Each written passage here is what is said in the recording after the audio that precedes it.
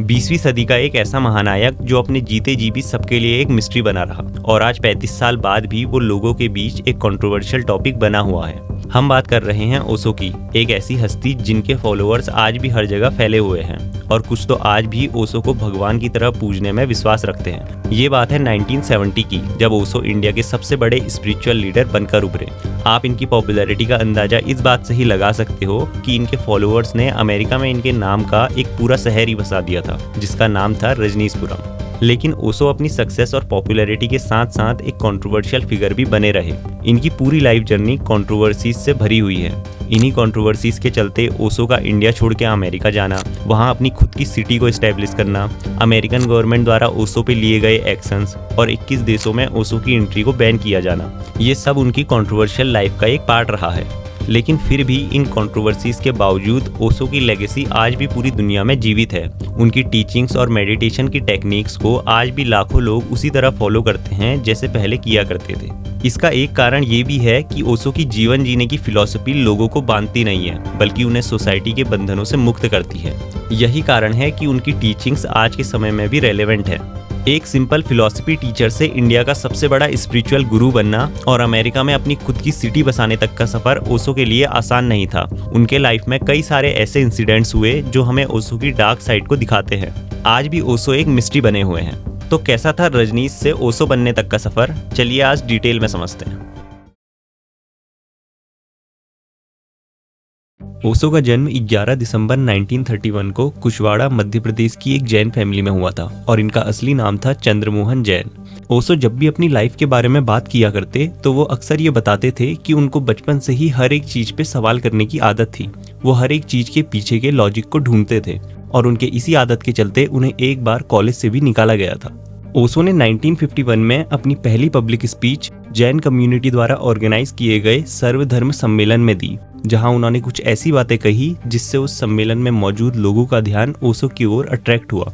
ओशो ने उस सम्मेलन में शादी जैसी परंपराओं का भी विरोध किया था और सबसे पहले उन्होंने इसका विरोध अपनी लाइफ में ही किया।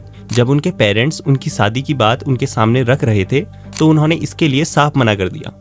ओशो का मानना था कि मनुष्य को जिंदगी आजादी से जीने के लिए मिली है और ऐसे में शादी के बंधन में अपने आप को दूसरे व्यक्ति के साथ बांध लेना सरासर गलत है। ओशो के बारे में बताया जाता है कि 21 साल की उम्र में 21 मार्च 1953 को उन्हें एक पीपल के पेड़ के नीचे स्पिरिचुअल इनलाइटमेंट मिला और तब से ही उन्होंने हर एक टॉपिक के ऊपर लोगों के सामने अपने विचारों को रखना शुरू कर दिया। ओशो ने 1955 में जबलपुर यूनिवर्सिटी से अपनी बीए की डिग्री कंप्लीट करी और उसके बाद उन्होंने 1957 में सागर यूनिवर्सिटी से फिलॉसफी में अपना मास्टर्स कंप्लीट किया, जिसके बाद वो रायपुर कॉलेज में एज अ प्रोफेसर फिलॉसफी पढ़ाना शुरू कर देते हैं और वहाँ पे भी वो अपने सेम नेचर को फॉलो करते हुए हर एक चीज के पीछे के लॉजिक को ढूंढते, आर्ग्यूमेंटेटिव डिबेट्स को करते और पुराने ट्रेडिशंस के विरोध में बात किया करते। इसी दौरान ओशो ने अलग अलग जगहों पर रिलीजियन और ट्रेडिशंस पर बात करना शुरू कर दिया था और धीरे धीरे ओशो को सुनने वाले लोगों की संख्या बढ़ने लगी। उन्होंने अपनी बात को लोगों तक पहुंचाने के लिए भारत भ्रमण भी शुरू किया और अपने विचारों को लोगों तक पहुंचाया। ओशो अपनी स्पीचेस में रिलीजियन, ट्रेडिशन और पॉलिटिक्स पर खुल के बात किया करते। ऐसा कोई भी टॉपिक नहीं होगा जिसमें ओशो ने बात ना की हो। ओशो का कहना था कि ये सारे धर्म खोखले हैं जो अपने डेवोटीज को पनिशमेंट के भय में रखते हैं और आशीर्वाद के वादों से प्रताड़ित करते हैं। ओशो की इन्हीं स्टेटमेंट्स ने उन्हें एक कंट्रोवर्शियल फिगर बना दिया था, लेकिन इससे उन्हें पॉपुलैरिटी तो मिली ही, साथ ही साथ एक लॉयल फैन फॉलोइंग भी मिली और उनके फॉलोअर्स काफी तेजी से बढ़ने लगे थे, जिसमें बड़े बड़े बिजनेसमैन भी शामिल थे जो काफी बड़े अमाउंट में ओशो के आश्रम को पैसा भी दिया करते थे। साल 1966 में ओशो की एक कंट्रोवर्शियल स्पीच के कारण ही उन्हें कॉलेज में प्रोफेसर की जॉब से निकाल दिया जाता है, जिसके बाद ओशो पूरी तरह से स्पिरिचुअल गुरु बनने का डिसीजन लेते हैं और अब लोग उन्हें आचार्य रजनीश के नाम से जानने लगे थे। फिर आता है साल 1970, जब ओशो जबलपुर से मुंबई आते हैं और वहां से वो नव संन्यास मूवमेंट की शुरुआत करते हैं। इस मूवमेंट में ओशो द्वारा सारी बाउंड्रीज को तोड़कर खुल के जीने की बात की गई थी, पर इसमें भी उनका सबसे कंट्रोवर्शियल पार्ट था सेक्स को स्पिरिचुअलिटी से जोड़ना और इसको अपने लोगों के लिए स्पिरिचुअल जर्नी का एक हिस्सा बताना। उनका कहना था कि हम सेक्स के साथ भी सुपर कॉन्शियसनेस को अचीव कर सकते हैं। इस स्टेटमेंट ने उनके लिए काफी कंट्रोवर्सीज भी क्रिएट करी। ओशो के इस सक्सेसफुल मूवमेंट ने इंडिया में तो उनके फॉलोअर्स को बढ़ाने का काम किया ही, बल्कि इससे उनके फॉरेन कंट्रीज में भी काफी फॉलोअर्स हो चुके थे। यहीं पे ओशो ने अपनी पहली सेक्रेटरी लक्ष्मी ठाकरसी कुरवा को बनाया, जिन्हें माँ योग लक्ष्मी भी कहा जाता था। ओशो की पॉपुलैरिटी को बढ़ाने के पीछे इनका बहुत बड़ा हाथ था। अब ओशो के पास आने वाले विजिटर्स की संख्या बढ़ने लगी थी, जिसमें से ज्यादातर लोग फॉरेन कंट्रीज के थे जो ओशो को बड़े अमाउंट में पैसा भी दे रहे थे। और इन्हीं पैसों से ओशो ईयर 1974 में पुणे में अपना आश्रम खोलते हैं, जहां वो स्पीचेस देने के साथ साथ मेडिटेशन और थेरेपी जैसी सर्विसेज भी प्रोवाइड कराया करते थे। और अब यही आश्रम की इनकम का एक मेजर सोर्स बन चुका था। पुणे आश्रम में रह रहे लोगों के दिन की शुरुआत सुबह 6 बजे डायनेमिक मेडिटेशन से होती थी और रात 8 बजे ओशो आश्रम के हॉल में लेक्चर दिया करते थे, जिसमें वो रिलीजन, रिलीजियस बुक्स और सोशल टॉपिक्स के ऊपर अपने ओपिनियंस रखते थे। साथ ही वो आश्रम में आए विजिटर्स के क्वेश्चंस के भी आंसर दिया करते थे। जहाँ पे एक तरफ ओशो को पॉपुलैरिटी और फेम मिल रहा था, वहीं दूसरी तरफ ओशो के सामने एक के बाद एक बड़ी मुसीबत खड़ी हो रही थी। ओशो के आश्रम में ये एलिगेशन लगने लगे कि जो थेरेपीज मेडिटेशन के नाम पे दी जा रही है वो बहुत ही खतरनाक है, जिससे वहाँ के लोगों को फिजिकली और मेंटली डैमेज पहुँच रहा है। और आश्रम में ये भी एलिगेशन लगने लगे कि वहाँ शिष्यों को ड्रग्स दिया जाता है और उनसे फोर्सफुली सेक्सुअल एक्टिविटी कराई जा रही है। आश्रम की इमेज खराब होती जा रही थी। ओशो के इस कंट्रोवर्शियल कल्ट को देखते हुए गवर्नमेंट ने उन पे एक्शन लेना शुरू कर दिया था। फॉरेन कंट्रीज से जो विजिटर्स इंडिया में आ रहे थे, जिनकी मेन डेस्टिनेशन ओशो का आश्रम था, गवर्नमेंट ने उन विजिटर्स को वीजा इशू करवाना बंद कर दिया था। बाहर से आश्रम में आने वाले पैसों के ऊपर हैवी टैक्स लगाया जाने लगा। यहाँ तक कि ओशो अपने आश्रम के लिए इंडिया में जमीन तक नहीं खरीद पा रहे थे। उनके ऊपर पॉलिटिकल प्रेशर बहुत ही ज्यादा था। 1981 आते आते आश्रम में आने वाले विजिटर्स की संख्या बहुत ज्यादा हो चुकी थी। हर साल 30,000 से भी ज्यादा लोग आश्रम में विजिट कर रहे थे। विजिटर्स के लिए पुणे आश्रम छोटा पड़ने लगा था। ऐसे में अपने इस ऑरा को और भी ज्यादा बड़ा करने और इंडियन गवर्नमेंट द्वारा बन रहे प्रेशर को कम करने के लिए ओशो अमेरिका जाके अपनी खुद की सिटी बसाने का फैसला लेते हैं। लेकिन ये फैसला अकेले उनका नहीं था। इसमें उनके साथ उनकी एक शिष्य माँ आनंद शिला भी शामिल थी, जो ओशो की दूसरी सेक्रेटरी बनी और आगे चलकर यही माँ आनंद शिला ओशो की बर्बादी का भी कारण बनी। ओशो ने अमेरिका जाने से पहले 10 अप्रैल 1981 को पब्लिक साइलेंस डिक्लेयर किया और अब उनकी आवाज का काम माँ आनंद शिला कर रही थी। ओशो के अमेरिका जाने के बाद अपनी खुद की एक सिटी बसाने का काम शुरू हो चुका था।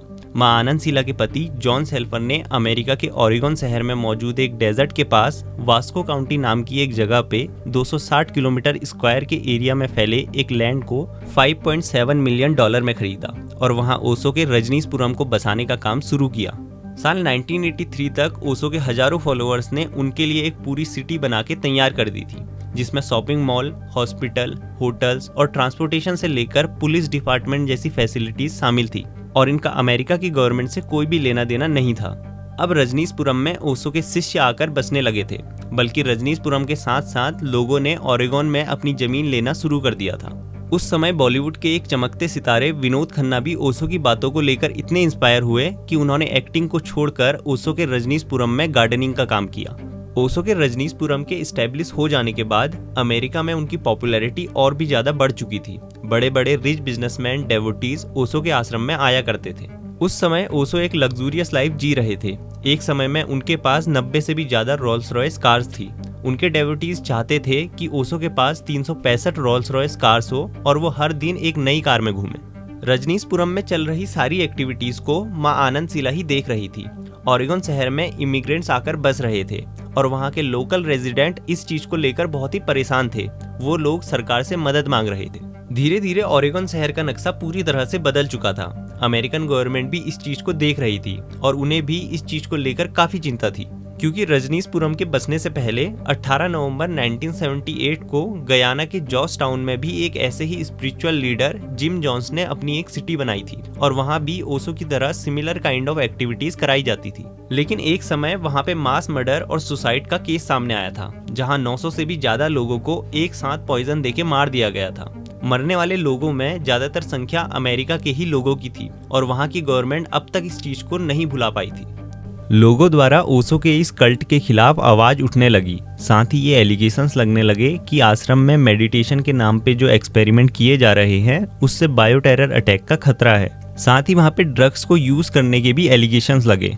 ओशो के रजनीशपुरम के खिलाफ काफी शिकायतें गवर्नमेंट के पास पहुंच रही थी। वहां की गवर्नमेंट ने भी इसको ध्यान में लेते हुए ओशो के ऊपर एक्शन लेना शुरू कर दिया था। ओशो के रजनीशपुरम को एक्सपेंड करने के लिए जो कंस्ट्रक्शन चल रहा था उस पे ओरेगन लेजिस्लेचर ने कई बिल पास किए ताकि इस कंस्ट्रक्शन को यहीं रोका जा सके। कोर्ट में भी रजनीशपुरम को लेके अपील की गई, जिसके बाद वहां चल रही सारी इलीगल एक्टिविटीज का पता चला। साथ ही ओशो की सेक्रेटरी मां आनंद शीला पे अमेरिका के गवर्नर को भी मारने के एलिगेशंस लगे और यहीं से ओशो के रजनीशपुरम की बर्बादी शुरू हुई। ये जो कुछ भी अब तक रजनीशपुरम में चल रहा था वो सब मां आनंद शीला के ही कंट्रोल में था। तो ऐसे में मां आनंद शीला को ये अच्छे से पता था कि अब आश्रम में लग रहे आरोपों का सारा ब्लेम उन्हीं के ऊपर आएगा। वहीं ओशो का साइलेंस भी खत्म होने वाला था। तो इन चीजों को देखते हुए मां आनंद शीला पहले ही अपने लोगों के साथ आश्रम छोड़ के भाग गई। आश्रम के खिलाफ मिले सबूतों के हवाले से ओशो को अमेरिकन पुलिस द्वारा पकड़ लिया जाता है, जहां पुलिस को ओशो के शिष्यों के पास से $55,000, कुछ ज्वेलरीज और पिस्टल भी मिलती है।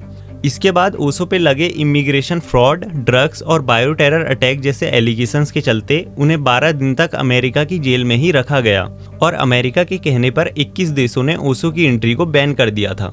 12 दिन बाद ओशो जेल से बाहर आए और उनसे कहा गया कि अब आप 5 साल तक अमेरिका नहीं आ सकते हैं, जिसके बाद ओशो के पास इंडिया लौटने के अलावा कोई और दूसरा ऑप्शन नहीं था।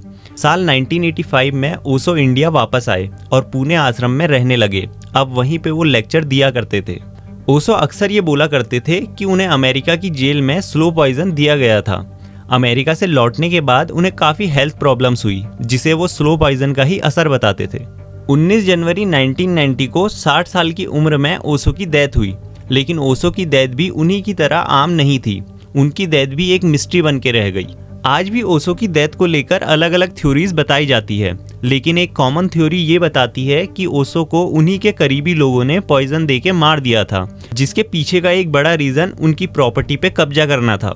ओशो की मौत के दिन हुई इरेगुलरिटीज भी हमें इसी ओर इशारा करती है, क्योंकि ओशो की मौत के दिन जब उनकी तबीयत बिगड़ी तो आश्रम में ही मौजूद उनकी माँ से भी उन्हें नहीं मिलने दिया गया और उनकी तबीयत चेक करने के लिए जो डॉक्टर आए थे उन्हें भी शिष्यों द्वारा बाहर ही रुकने को कहा गया।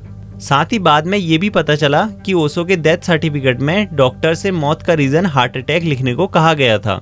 आज भी ओशो की डेथ एक मिस्ट्री बनी हुई है। ओशो की इस कंट्रोवर्शियल लाइफ के बारे में आज सभी को पता है। 20th सेंचुरी के सबसे बड़े फिलोसोफर रहे ओशो आज भी एक कंट्रोवर्शियल टॉपिक बने हुए हैं, पर फिर भी आज भी ऐसे लोग मौजूद हैं जो ओशो को भगवान मानते हैं। अगर एक समय के लिए हम ओशो की कंट्रोवर्सीज को हटा दें तो उनके दिए गए लगभग सभी आर्गुमेंट सही थे, जिनका जवाब आज तक कोई भी नहीं दे पाया है। ओशो ने अपनी हर एक बात खुल के कही और वो कभी भी अपनी बात से पीछे नहीं हटे। अगर आप आज भी उनकी स्पीच को सुनोगे तो डेफिनेटली आपको कुछ ना कुछ सीखने को मिलेगा और आपका लाइफ को लेकर नजरिया भी बदलेगा। आज के समय ओशो के कुछ कंट्रोवर्शियल आर्गुमेंट्स के चलते उनकी सारी अचीवमेंट्स को मिटा दिया गया है। ओशो आज भी एक मिस्ट्री बने हुए हैं।